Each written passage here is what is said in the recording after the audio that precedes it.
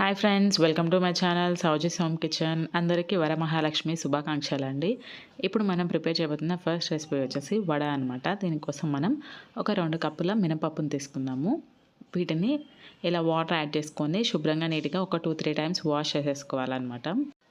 ఇప్పుడు మనం ఇందులోకి కొన్ని వాటర్ యాడ్ చేసేసుకొని వీటిని ఓవర్ నైట్ సోక్ చేసుకోవాలి. అప్పుడు మనకి వడలు మంచిగా వస్తాయండి. ఇక్కడ చూసారు కదా, మార్నింగ్కి ఇలా మంచిగా నానిపోయి ఉంటాయి అనమాట. వీటిని మనం ఒక 3-4 టైమ్స్ నీట్గా వాష్ చేసేసుకోవాలి. ఇక్కడ చూసారు కదా, నేను నీట్గా క్లీన్ చేసి పెట్టుకున్నాను. ఇప్పుడు మనం ఒక చిన్న మిక్సీ జార్ తీసుకొని అందులోకి కొద్దిగా మినపప్పుని యాడ్ చేసేసుకొని ఇలా మెత్తగా పిండి పట్టేసుకోవాలి.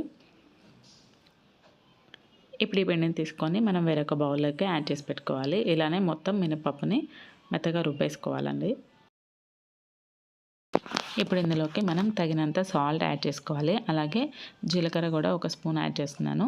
కరివేపాకుని ఇలా చిన్నగా కట్ చేసుకొని యాడ్ చేస్తున్నాను. ఇవంతా మంచిగా పిండిలో కలిసేలాగా ఇలా మనం మిక్స్ చేసేసుకోవాలి. స్టవ్ ఆన్ చేసుకొని స్టవ్ పైన ఇలా ఒక బాండి పెట్టేసుకోవాలి. అది కొంచెం హీట్ అయ్యాక అందులోకి డీప్ ఫ్రైకి సరిపడినంత ఆయిల్ యాడ్ చేసుకోవాలి. మనం ఇక్కడ కొంచెం పిండిని తీసుకొని ఇలా వడ షేప్లో ఒత్తేసుకొని ఆయిల్ హీట్ అయిన తర్వాత అందులో యాడ్ చేసేసుకోవడమే అండి. ఒకదాని తర్వాత ఒకటే యాడ్ చేసుకోవాలి.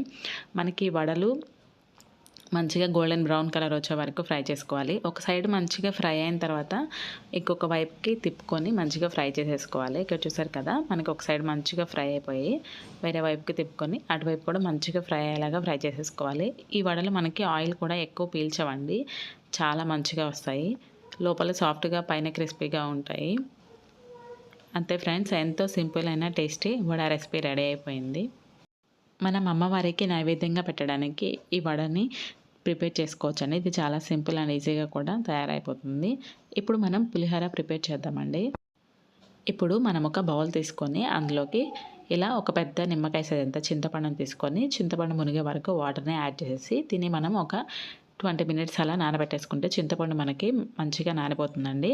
మనం చింతపండుని ఇలా మంచిగా పిసికేసి ఇందులో నుండి గుజ్జుని తీసి పక్కన పెట్టేసుకుందామండి. స్టవ్ ఆన్ చేసుకొని స్టవ్ పైన ఇలా ఒక కడాయి పెట్టేసుకోవాలి. ఇప్పుడు ఇందులోకి ఆయిల్ యాడ్ చేస్తున్నాను. ఆయిల్ కొంచెం మంచిగా హీట్ అయిన తర్వాత పోపు దినుసులు కూడా యాడ్ చేసుకోవాలి. ఇవి కూడా కొంచెం ఫ్రై అయిన తర్వాత ఇందులోకి పల్లీలను కూడా యాడ్ చేస్తున్నాను. పల్లీలు కూడా మనకి కొంచెం ఫ్రై చేసేసుకోవాలండి. ఇలా కొంచెం ఫ్రై అయిన తర్వాత ఇందులోకి పచ్చిమిర్చిని ఇలా సన్నగా స్లిప్ చేసుకొని యాడ్ చేసేసుకోవాలి. వీటిని కూడా ఒక నిమిషం అలా ఫ్రై చేసేసుకొని ఎండుమిర్చిని కూడా ఒక 4 యాడ్ చేసేసుకోవాలి. వీటిని కూడా కొంచెం ఫ్రై అయిన తర్వాత కరివేపాకు ఒక 4-5 రెమ్మలు యాడ్ చేసుకోవాలి.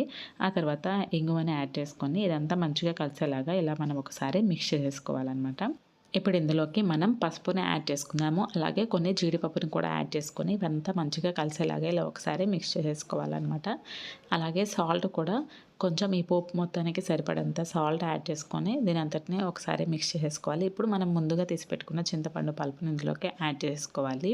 ఇదంతా మంచిగా కలిసేలాగా ఇలా ఒకసారి మిక్స్ చేసేసుకొని మనం ఇందులో సాల్ట్ యాడ్ చేసుకోవాలి. ఇదంతా మంచిగా కలిసేలాగా ఇలా ఒకసారి మిక్స్ చేసేసుకొని దానిపైన మూతను పెట్టి కుక్ చేసుకోవాలి. ఇక్కడ చూసారు కదా ఫ్రెండ్స్, మనకి ఇక్కడ ఆయిల్ అంతా సపరేట్ అయిపోయి ఇలా వచ్చేసింది. సో ఇప్పుడు మనం స్టవ్ ఆఫ్ చేసేసుకొని పక్కన పెట్టేసుకోవచ్చు. మనం రైస్ని కూడా ఇలా పొడిలాడేలాగా వండేసి పక్కన పెట్టేసుకోవాలి. అప్పుడు మనకి పులిహోర చేసుకోవడం ఈజీ అవుతుంది. సో దీన్ని మనం ఒక వెడల్పుగా ఉండే బౌల్లోకి యాడ్ చేసుకుంటే మనకు కలుపుకోవడానికి కొంచెం సింపుల్గా ఉంటుందండి. సో నేను ఇక్కడ రైస్ మొత్తం ఇలా యాడ్ చేస్తున్నాను. ఇప్పుడు ఇందులోకి మనం ముందుగా ప్రిపేర్ చేసుకున్న ఈ మిక్చర్ని యాడ్ చేసేసుకోవాలి. అలాగే సాల్ట్ కూడా రుచికి తగినంత యాడ్ చేసేసుకొని ఇదంతా మంచిగా కలిసేలాగా ఇలా ఒకసారి మిక్స్ చేసేసుకోవాలండి.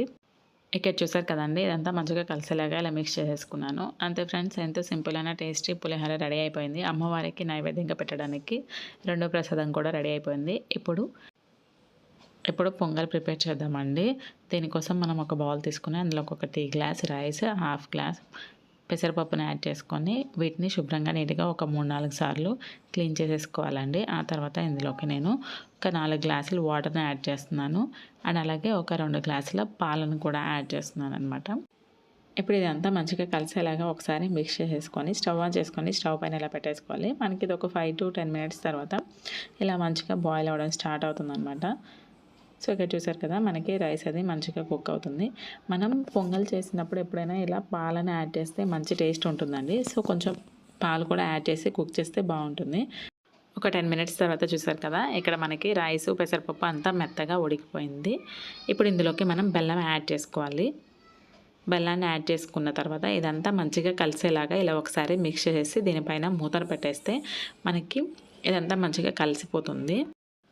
ఒక 3 మినిట్స్ తర్వాత మనం మూత తీసి చూద్దాం. ఇక్కడ చూసారు కదా, మొత్తం కలిసిపోయింది. ఇప్పుడు ఇందులోకి మనం పచ్చి కొబ్బరిని ఇలా చిన్న చిన్న పీసెస్‌గా కట్ చేసుకొని యాడ్ చేసుకోవాలి. ఇదంతా మంచిగా కలిసేలాగా ఇలా ఒకసారి మిక్స్ చేసుకోవాలి. ఇప్పుడు మనం డ్రై ఫ్రూట్స్ అవి ఫ్రై చేసుకోవడం కోసం చిన్నగా ఉండే ఒక కడాయి ఇలా పెట్టేసుకొని ఇందులోకి బాదం, జీడిపప్పుని యాడ్ చేసుకొని వీటిని మనం ఇలా మంచిగా ఫ్రై చేసుకోవాలి. ఇవి కొంచెం ఫ్రై అయిన తర్వాత ఇందులోకి ఎండు ద్రాక్ష కూడా యాడ్ చేసుకొని ఇవంతా గోల్డెన్ బ్రౌన్ కలర్ వచ్చే వరకు మంచిగా ఫ్రై చేసేసుకోవాలి. ఇప్పుడు ఇవి మంచిగా ఫ్రై అయిపోయాయి కదా, వీటిని మనం ఈ పరిమాణంలో యాడ్ చేసేసుకొని ఇదంతా మంచిగా కలిసేలాగా ఇలా ఒకసారి మిక్స్ చేసేసుకోవాలి. నేను ఇందులో ఇలాచీ పౌడర్ కూడా యాడ్ చేశానండి, ఆ క్లిప్ అయితే మిస్ అయింది. సో ఇదంతా మంచిగా కలిసేలాగా ఇలా ఒకసారి మిక్స్ చేసేసి మూత పెట్టేసుకుంటే ఎంతో సింపుల్ అయిన టేస్టీ పరమాన్నం రెడీ అయిపోయింది. మన నైవేద్యంలో 3వ ప్రసాదంగా పరమాన్నం కూడా రెడీ అయిపోయిందండి.